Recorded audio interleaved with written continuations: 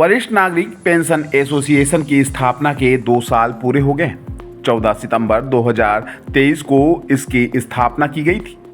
इन 2 सालों में 48 जिलों में एसोसिएशन सक्रिय हो गया है। प्रांतीय कार्यवाहक अध्यक्ष आरपी त्रिपाठी ने इस अवसर पर पत्रकार वार्ता का आयोजन कर एसोसिएशन की उपलब्धि बताई।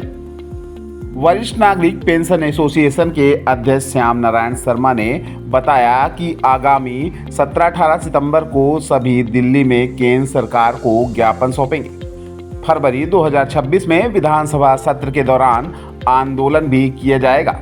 पेंशनरों की अलग अलग मांगों को पूरा करने के लिए आंदोलन किया जाएगा जब तक उनकी मांगें पूरी नहीं हो जाती। आज वरिष्ठ नागरिक पेंशनर एसोसिएशन का स्थापना दिवस है। स्थापना दिवस के उपलक्ष्य में हम लोगों ने आज प्रेस वार्ता आयोजित की है। प्रेस वार्ता का मुख्य उद्देश्य ये है कि कल हम लोग कमिश्नर साहब, माननीय चीफ मुख्य सचिव के नाम एक ज्ञापन देंगे, तो कमिश्नर साहब के माध्यम से भी और कलेक्टर साहब के माध्यम से भी। ज्ञापन का जो मुख्य बिंदु है कि कर्मचारियों को जो डीए दिया जा रहा उतना ही डीए दिए जाने की घोषणा सरकार ने पूर्व में की थी कि जब कर्मचारियों को महंगाई भत्ते की घोषणा की जाएगी उसी के साथ ही पेंशनरों को महंगाई भत्ते की घोषणा की जाएगी, परंतु व्यवहारिक रूप से ऐसा नहीं हो पा रहा, जिसके कारण से पेंशनरों को डीए की घोषणा में विलंब होता है। उसके कारण और एरियर्स की राशि भी नहीं दी जाती, भुगतान के दिनांक में भी परिवर्तन कर दिया जाता है, जिससे सेवानिवृत्त के उपरांत जो हमारे कर्मचारी पेंशनर साथी हैं उनका नुकसान होता है। तो एक तो मुख्य मांग ये है।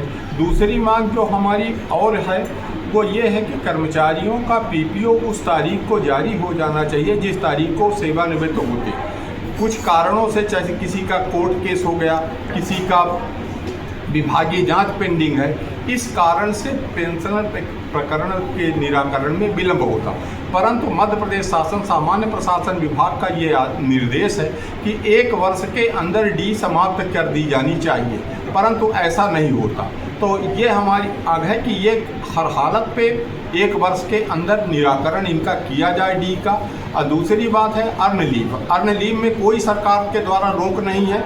अगर किसी का चाहे विभागीय जांच हो, चाहे ये कोर्ट केस हो, परंतु उनके अर्न लीव का भुगतान किया जाना चाहिए, जीपीएफ का भुगतान किया जाना चाहिए, जीआईएस और एफबीएफ का भी भुगतान किया जाना चाहिए। तो ये विभाग क्यों रोके रहते हैं? इनको तो उस दिनांक को दे ही देना चाहिए। केवल ग्रेजुएटी पे ही रोक का प्रावधान है। ग्रेजुएटी का रोक का प्रावधान भी इसलिए किया गया है कि जिनके ऊपर अगर किसी प्रकार की रिकवरी बनती है तो रिकवरी जो है वो केवल ग्रेजुएटी से की जाती है। तो 1 वर्ष के अंदर डी समाप्त करें और ग्रेजुएटी का भुगतान करें, जो भी निर्णय होना, पक्ष में हो विपक्ष में हो, परंतु ये निर्णय त्वरित रूप से हो जाने चाहिए। और डीए की घोषणा जैसे ही कर्मचारियों की घोषणा होती है तो उसी प्रकार से इनकी भी घोषणा होनी चाहिए, पेंशनरों की भी। तो ये 2 हमारी मुख्य मांगें हैं। इनमें से स्थानीय स्तर की भी मांग जो है वो डी वाली है, उसमें छोटे कर्मचारी भी हैं, बड़े कर्मचारी भी हैं जिनके प्रांतीय स्तर पर निलंबित रहते हैं। इन्हीं बातों को लेकर के हम लोग कल ज्ञापन देंगे।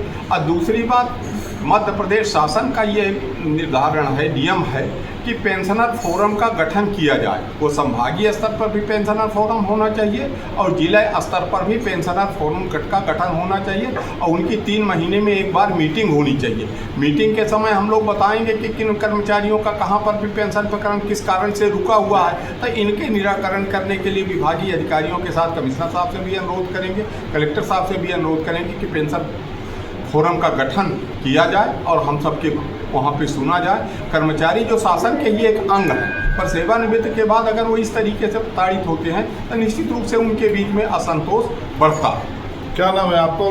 श्याम नारायण शर्मा। हम सेवानिवृत्त डाइट प्राचार्य हैं, शिक्षा विभाग से सेवानिवृत्त। पेंशन विभाग पेंशनर फोरम में हम रीवा जिले के जिला अध्यक्ष हैं।